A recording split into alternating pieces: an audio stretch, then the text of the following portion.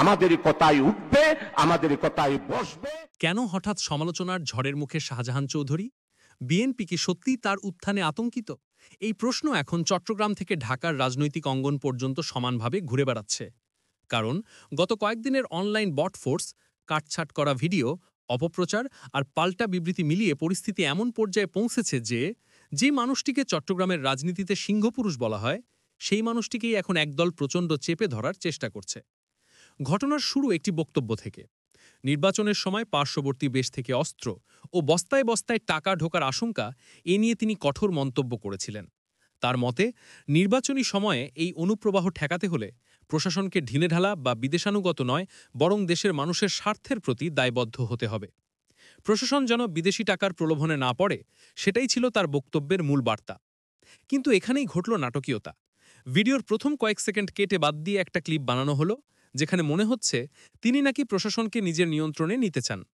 এই বিকৃত ভিডিও ছড়িয়ে দেওয়া হলো সোশ্যাল মিডিয়ায়। অভিযোগ উঠেছে এই কাজ করছে কিছু কৌশলী গ্রুপ, যাদের অনলাইনে শক্তিশালী উপস্থিতি আছে এবং রাজনৈতিকভাবে তারা বিএনপি সমর্থিত বলে দাবি উঠেছে বিভিন্ন মহলে। এমনকি বিদেশে থাকা কিছু কর্মীও, বিশেষ করে অস্ট্রেলিয়া থেকে একজন বিএনপি ঘনিষ্ঠ প্রভাবশালী ফেসবুক অ্যাক্টিভিস্ট, দীর্ঘ স্ট্যাটাস দিয়ে এই অপপ্রচারের আগুনে ঘি ঢেলে দিলেন।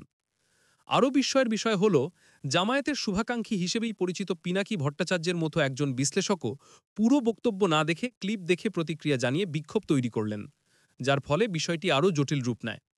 কিন্তু সমালোচনার ঝড় উঠল কেন? অনেকে বলছেন এর উত্তর লুকিয়ে আছে চট্টগ্রামের রাজনৈতিক বাস্তবতায়। চট্টগ্রাম ১৫, যে আসনটি বহুদিন ধরে বিএনপির গড় হিসেবে পরিচিত, সেখানে এখন শাহজাহান চৌধুরীর জনপ্রিয়তা এমন মাত্রায় পৌঁছেছে যে বিএনপির প্রার্থীরাও বুঝে গেছেন তার বিরুদ্ধে লড়াই সহজ হবে না। চট্টগ্রামে আওয়ামী লীগ দুই গ্রুপে ভাগ হয়ে পড়লেও শাহজাহান চৌধুরী ছিলেন একাই, এবং সেই একার শক্তিতে তিনি একাধিকবার তুমুলভাবে নির্বাচনী মাঠ কাঁপিয়েছেন। মাত্র ৩৪ বছর বয়সে প্রথমবারের মতো এমপি হওয়া, সাতকানিয়া লোহাগাড়ার রাজনীতিকে রূপান্তরের কৃতিত্ব এবং জীবনের ৯ বছর ৭ মাস কারাগারে কাটানো, এই সব কিছু মিলিয়ে তিনি চট্টগ্রামের রাজনীতিতে একটি প্রতীকী অবস্থান তৈরি করেছেন।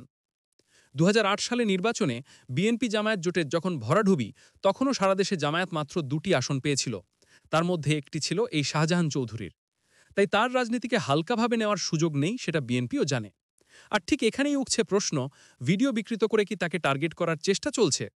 যদিও তার বক্তব্যের মূল বার্তা ছিল সম্পূর্ণ ভিন্ন। তিনি বলেছিলেন, ভারতীয় আধিপত্য, বিদেশি অর্থ ও অস্ত্রের প্রবাহের কারণে নির্বাচন নষ্ট হতে পারে। প্রশাসন যেন বিদেশি স্বার্থে কাজ না করে, বরং দেশের ভোটারদের স্বার্থে দাঁড়ায়, এটাই ছিল তার স্পষ্ট বক্তব্য। কিন্তু এই ভারত প্রসঙ্গ পুরোপুরি বাদ দিয়ে ভিডিও এমনভাবে কাটছাট করা হলো, যেন খুবই অদ্ভুত ভাষায় তিনি ক্ষমতা দখলের কথা বলছেন। অন্যদিকে মাঠ পর্যায়ে আরেক বাস্তবতা কাজ করছে। বিএনপি দীর্ঘদিন ধরে প্রশাসনিক নেটওয়ার্ক ব্যবহার করে স্থানীয় পর্যায়ে শক্ত অবস্থান বজায় রেখেছে। আওয়ামী লীগ তো বটেই, অনেক জায়গায় বিএনপি নেতারাও নির্বাচনের আগে প্রশাসন ম্যানেজ করার অভিযোগ শুনে আসছে জনগণ।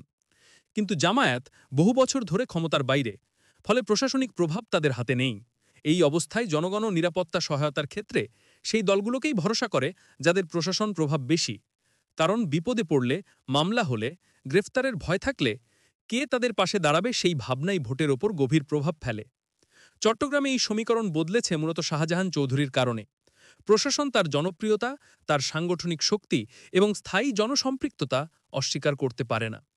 অনেকে বলছেন এই পরিবর্তিত পরিস্থিতিতেই বিএনপি এবং এনসিপির মধ্যে আতঙ্ক ছড়িয়ে পড়েছে। আর সেই আতঙ্ক থেকেই সোশ্যাল মিডিয়ায় কাটছাট ভিডিও ছড়িয়ে তার বিরুদ্ধে সুনির্দিষ্ট অপপ্রচার চালানো হচ্ছে। যারা ভিডিওর ১০-১২ সেকেন্ড কেটে ছড়াচ্ছেন, তাদের উদ্দেশ্য স্পষ্ট: শাহজাহান চৌধুরীর জনপ্রিয়তা ভাঙা, তাকে বিতর্কিত করা এবং তার নির্বাচনী সম্ভাবনাকে দুর্বল করা। কিন্তু পুরো বক্তব্য দেখলে চিত্র অন্যরকম। তিনি বলছেন, প্রশাসন যেন বিদেশি চাপ ও দুর্নীতির টাকায় নত না হয়, জনগণের পাশে থাকে এবং নির্বাচন যেন সত্যিকারে সুষ্ঠু হয়। এখন প্রশ্ন, বিএনপি কি সত্যিই তার উত্থানে ভীত? এনসিপি কি চট্টগ্রামের এই গণমানুষের নেতার জনপ্রিয়তায় ঈর্ষান্বিত? নাকি নির্বাচনের আগেই রাজনৈতিক ময়দান গরম করতে ইচ্ছাকৃতভাবে এই অপপ্রচার? সময় এই প্রশ্নের সমাধান দেবে। তবে একটাই সত্য, যে নেতাকে চট্টগ্রাম সিংহপুরুষ বলে সম্মান দেয়, তাকে কয়েক সেকেন্ডের ভিডিও দিয়ে ধ্বংস করা এত সহজ নয়।